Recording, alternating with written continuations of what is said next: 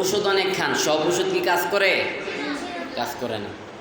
সূরা ফাতিহা পড়ে আপনি পানিতে ফু দিলেন, পানি পান করলেন, এটাতে যদি আপনার সুস্থতায় না আসে, যদি আপনি সুস্থ না হন, আপনার দিলের ভিতরে আসে কি সূরাটা কাজ করছে না, ঠিক না?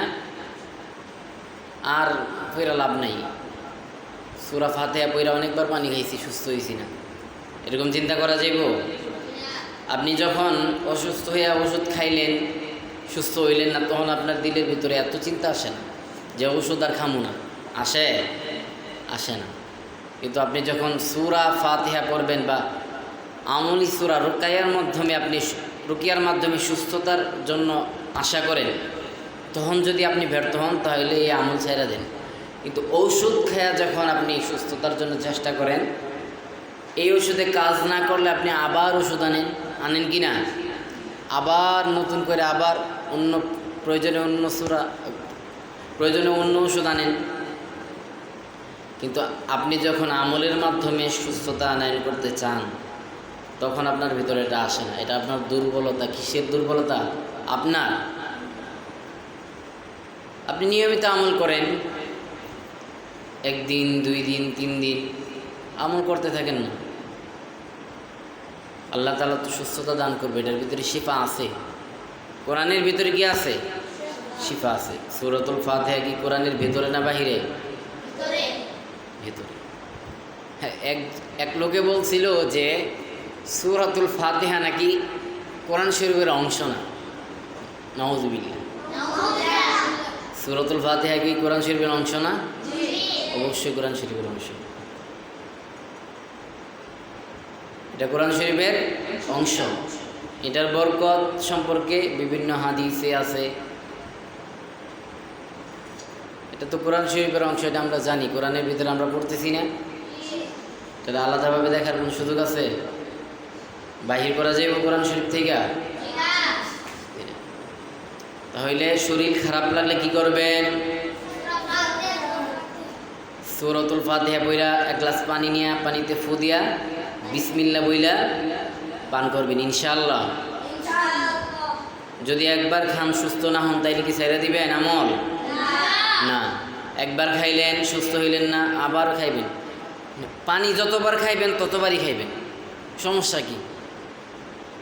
এই সূরা পড়া পানি খাইলে যদি আপনার শরীর সুস্থ নাও হয়, সুস্থতা তো আল্লাহ তাআলার ইচ্ছা। এটা আপনি বারংবার ওষুধ খাইলেও না আসতে পারে যদি আল্লাহ না চায়।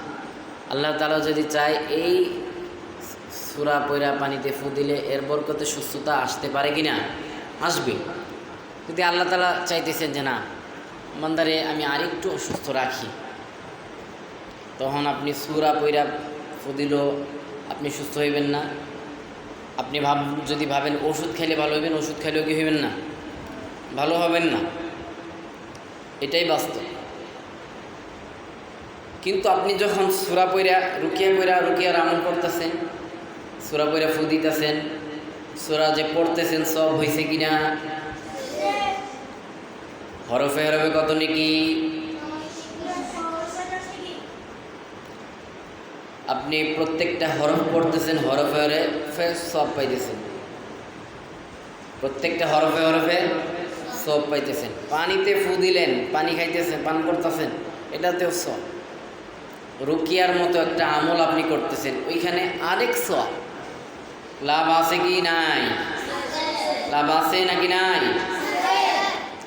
তাহলে রুকিয়ার আমল করতে হবে কি না? শরীর অসুস্থ মনে হইতেছে, রুকিয়ার আমল করবেন, পান করলেন, দেখবেন অনেক সময় সুস্থ হয়ে যাবে ইনশাআল্লাহ। শিফা আছে তো এটার ভিতরে। শুধু আপনার মনের ভিতরে এই বিশ্বাসটা আনতে হইব যে আল্লাহ তাআলা কোরআনের ভিতরে কি রাখছেন?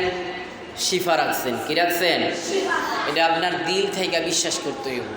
এটা আপনার দিল থেকে বিশ্বাস করতে হইব। ইয়াকিনের সাথে যখন আপনি আমল করবেন, তখন এই আমলের দ্বারা আল্লাহ তাআলা আপনার উপর রহম করবেন ইনশাআল্লাহ। আল্লাহ তাআলা আমল করার তৌফিক দান করুন সবাই। আমিন।